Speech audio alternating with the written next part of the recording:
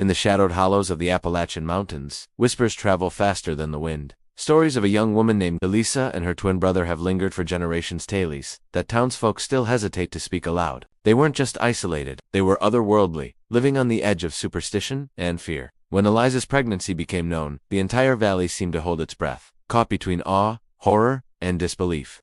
People claimed the event defied nature itself, a birth shrouded in unnatural silence and whispered dread. But what really happened in that remote cabin, deep in the mountains, and why has it haunted every storyteller since? Tonight, we unravel the chilling truth behind the most forbidden story in Appalachian folklore, a tale where love, taboo, and terror collide, leaving a mark on history that no one could forget. Before we dive in, hit that like button if you're ready for a story that chills to the bone. Don't forget to subscribe for more untold history. And I'm curious, where are you watching from? Drop it in the comments below, because this story isn't just about mountains, it's about the shadows lurking in every community. Nestled deep within the Appalachian Mountains, there's a place the sun barely touches, where the wind whispers secrets through the pines. Here lived a family so isolated that the rest of the valley often forgot they existed. At the center of this solitude were Eliza and her twin brother, children of a lineage both mysterious and misunderstood. Locals spoke of them in hushed tones, half in fear, half in fascination. Stories claimed the family had lived in the same cabin for generations, cut off from neighbors, and shrouded in superstition. Some said the parents were kind but odd, holding on to rituals and beliefs that outsiders could never understand. Others whispered darker things, hinting at strange behaviors and unspoken taboos. The twins, identical yet subtly different, grew up under these shadows. The mountains, dense and unyielding, became both their playground and their prison. And while the valley's people observed from afar, their imaginations filled in the gaps, creating legends that blurred fact and fear. Children dared each other to peek at the cabin, while adults crossed themselves at the mere mention of the family's name. This wasn't just isolation, it was a breeding ground for stories that would haunt the region for decades. But in these mountains, fear isn't always born from reality. Sometimes, it grows from something far more potent, the unknown. Even the landscape seemed to reflect the unease surrounding Eliza's family.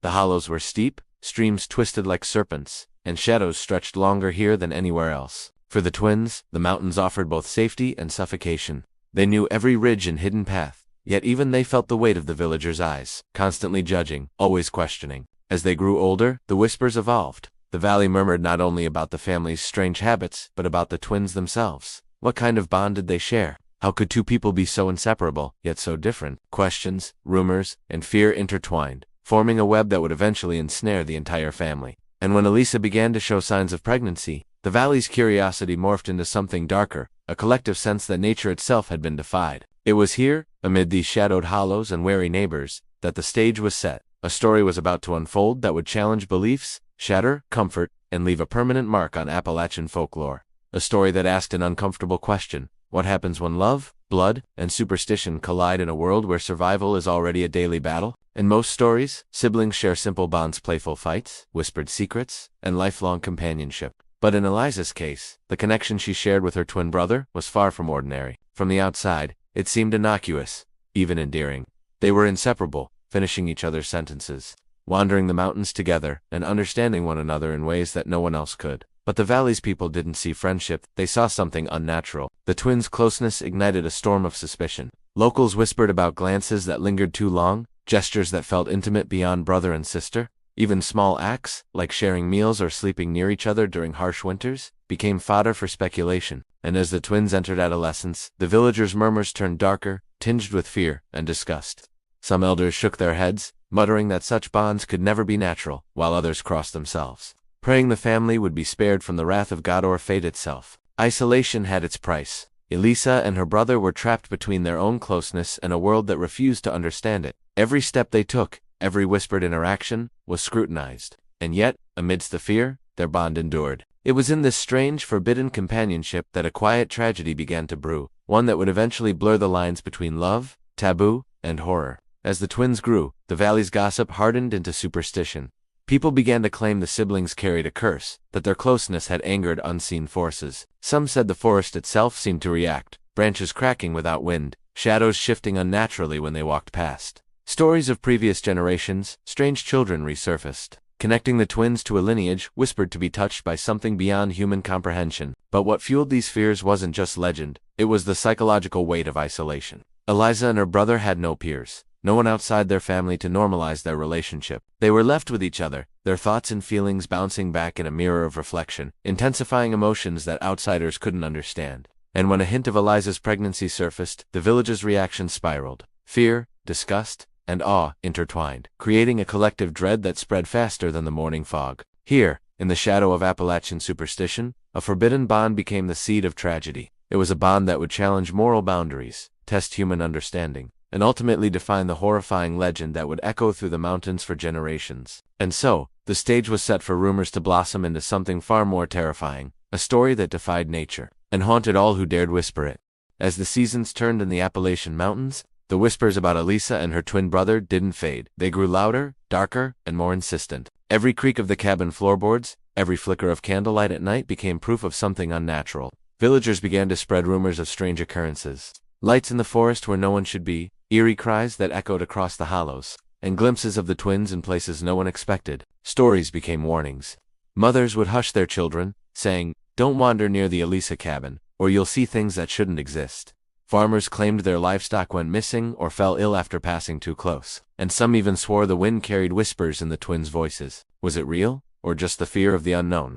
That line between fact and legend blurred, leaving the valley in a constant state of unease. In a place where superstition dictated survival, rumors were more powerful than law. And as Eliza's pregnancy became apparent, the stories escalated from mere oddities to something approaching horror. The valley watched, riveted, yet terrified, as if anticipating the unfolding of an event that none could explain or survive in memory. Some of the most persistent tales painted the unborn child as a sign, a living proof of taboo, breaking nature itself. People said the mountains themselves seemed to tense when Eliza walked past, that shadows deepened unnaturally, and even the most rational visitors left with a lingering sense of dread.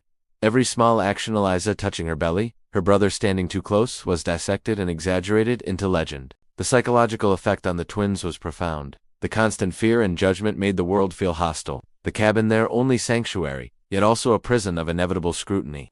Locals didn't just whisper, they plotted, imagining curses and divine retribution. Friends were none, allies fewer still, and even strangers became carriers of suspicion and fear. The haunting rumors were more than gossip, they were the scaffolding of an impending tragedy. Each story, each exaggerated detail, drew the twins closer to isolation, and the valley's collective imagination painted an ominous picture of what was to come. And while the villagers feared the birth itself, none could have foreseen how the legend would twist into something both psychologically horrifying and tragically unforgettable, leaving a mark on the community that would never fade. When the day of Eliza's labor arrived, the mountains themselves seemed to hold their breath. A thick fog crept along the hollows, muffling the usual sounds of birds and animals, as if the world recognized that something extraordinary and terrifying was unfolding. Inside the cabin, the air was heavy with tension. Friends were absent, neighbors lingered at a distance, and only the twins' family bore witness to what the valley would later call unnatural. Legends described the event with a strange mixture of awe and fear. People said the birth defied the rhythms of nature.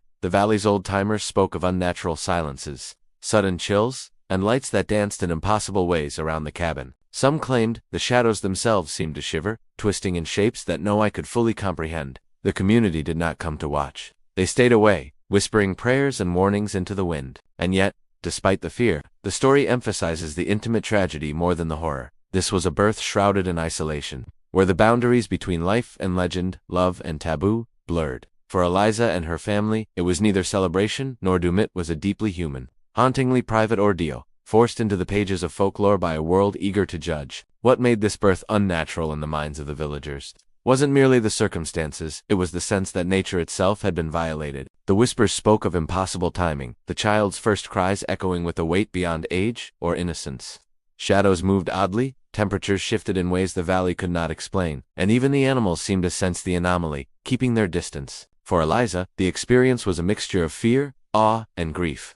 Alone in her cabin with her brother nearby, she navigated a moment that no one else could truly understand. The valley's legends would later exaggerate every detail, yet the essence of the tragedy remained. The birth was not simply a physical event, but a psychological rupture that left its mark on both family and community. When the villagers finally spoke, they did so with hesitation, as if naming the event gave it power. Unnatural, they whispered. Cursed, some added, but those who were closest to the twins understood the quiet truth. The horror was not in what was born, but in the fear, isolation, and relentless judgment that surrounded it. It was a story destined to haunt, a tragedy framed by superstition, leaving a scar that time could never fully heal.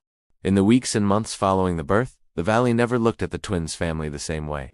Fear had transformed into something heavier, suspicion and resentment, layered over generations of superstition. The cabin that had once been a place of relative safety now seemed like a shrine to the unnatural, a sight the villagers both feared and gawked at from afar. Even those who had once been neutral found themselves whispering prayers, crossing themselves and avoiding the hollow paths leading to the family's home. The twins themselves were caught in a relentless storm of judgment. Their connection, once merely peculiar, now seemed emblematic of something the villagers could neither comprehend nor tolerate. Children were warned to stay away, adults would avert their eyes, and travelers told tales of strange lights and sounds emanating from the cabin. These rumors strengthened the idea of a curse, an invisible force that clung to the family like a shadow. Isolation deepened, and with it came psychological strain. The family became more inward, retreating further into the mountains and their own fears. The valley's imagination had done its work. What had been a private tragedy now became a communal legend, one told in whispers by every fire and over every fence. Yet even in the aftermath, life went on.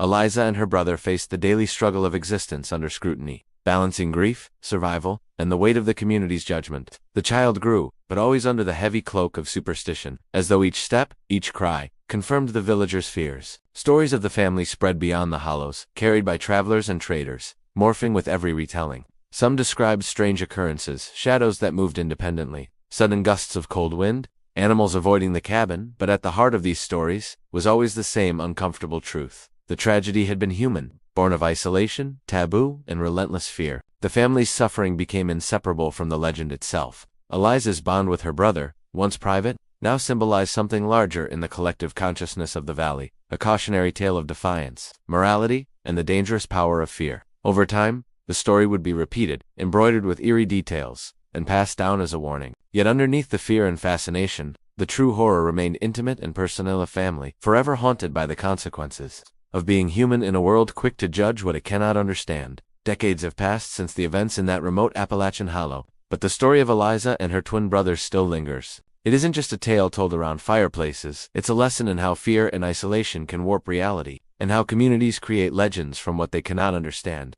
Scholars of folklore have noted that the story persists precisely because it intertwines human psychology with the eerie, almost supernatural qualities of the mountains themselves. In modern retellings, the narrative shifts, yet the core remains: a family living on the margins, a forbidden bond, and a birth that challenged the comfort of ordinary life. People are drawn to the story not merely for its horror, but because it resonates with the universal fear of taboo, the unknown, and being misunderstood. There's a haunting beauty in how folklore preserves these moments, fragments of history, trauma, and culture, woven into something larger than any individual. Even today, visitors to the Appalachian region report a chill when wandering the hollows, a feeling that the past is still very much present. The mountains seem to remember, and through stories like Eliza's, the valley keeps its secrets alive, whispering warnings to those who dare listen too closely. What makes this story endure is not simply its horror, but its humanity. Behind the shadows and superstition lies a tale of isolation, familial bonds, and the harsh judgment of society. It reminds us that legends are rarely born from monsters alone. They are often reflections of our own fears and limitations. Eliza's story forces a confrontation with uncomfortable questions. How do we define what is natural? How does society respond to what it does not understand? And how does fear shape the stories we tell? Today, the tale of Eliza and her brother has entered the canon of Appalachian folklore, a story passed from one generation to the next. It continues to spark curiosity, unease, and fascination, not because it was sensationalized, but because it touches on timeless human truths: love, judgment, isolation, and the fragile line between myth and reality. As the sun sets over the mountains, it is easy to imagine the shadows lengthening, carrying the whispers of the past. Eliza and her brother may be gone, but their story endures, echoing through time, reminding us that some legends are less about the impossible and more about the haunting realities of human nature, and the fears we create when confronted with what we cannot comprehend.